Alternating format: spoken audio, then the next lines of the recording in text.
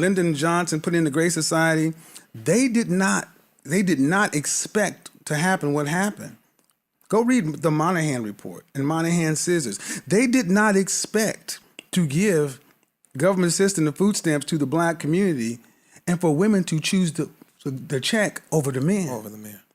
They were actually confused as to why this happened. It was like, wait a minute, we thought we would give this to you for a little bit, and then once you kind of got stable, it was a temporary then situation. you get back with it. But no, they took the benefit.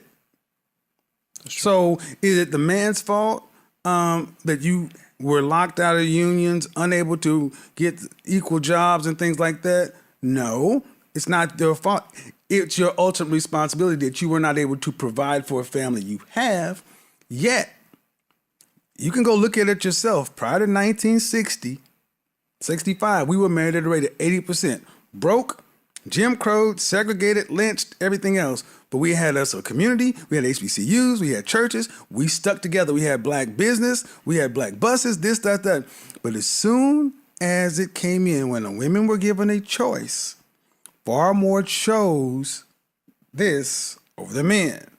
And that's the original quote unquote sin that we have yet to deal with in the black community. That makes black men feel some kind of way, and black women don't like to acknowledge the fact of that. I have a question for you. I had two other things. Okay, but are you taking that statistic of the rate at which black women are marrying, right? Mm-hmm. And saying they're unable to marry versus the modern woman today maybe just not viewing marriage the way she was brought up to view it? 1 out of 4, 26% of black women were married. The next lowest rate is 54% were white women. Still double. Still double. And if that was your mantra that marriage is not as important, you wouldn't put the stipulation that I can only submit to a man that makes a certain dollar amount. So you're open to marriage when a man makes a certain dollar amount, but if he falls beneath that threshold, you're closed off to marriage. But that's only in the black community. That's us. It's only for That's black us. men. That's us. Because not only let's go ahead and go all the way in since we're going there. That's us. The stipulation is a black man has to be a superhero. Yep. You got to be able to provide 4 or 5 times the rate of what any other man would provide, and you got to be a sexual professional.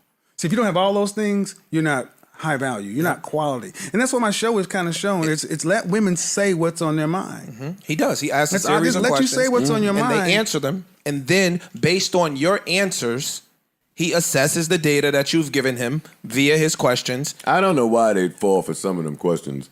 Because they're speaking. Because they don't see it. If you've ever seen them. No. But again, before they get tripped up, they think they hold some. I'm gonna get him. I'm gonna teach him.